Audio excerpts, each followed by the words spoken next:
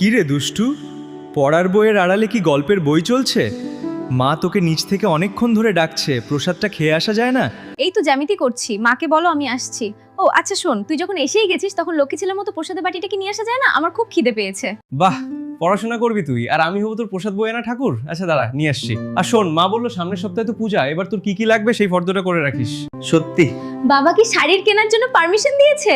ও দাদা, তুই আমার জন্য একটা হালকা নীল রঙের শাড়ি কিনে দিস তো, এবার মার মতো করে পরবো। আগে তো কালকের স্কুলের ম্যাথ টেস্টটা দিয়ে আয়, অঙ্ক তো আবার তোর বড় শত্রু। ইস, তুই না সবসময় ভয় দেখাস, তুই সাথে আছিস না?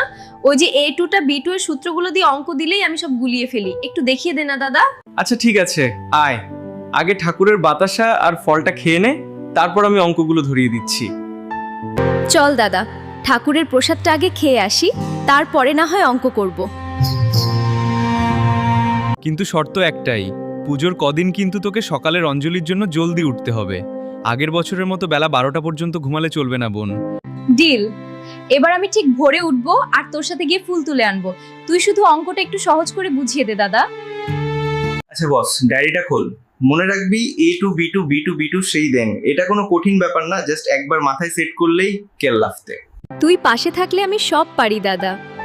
জয় মা সরস্বতী, এবার অঙ্কে ভালো নম্বর পাবই। ভিডিওটা দেখার জন্য সবাইকে ধন্যবাদ। চ্যানেলটা সাবস্ক্রাইব করে আমার পাশে থাকবেন প্লিজ।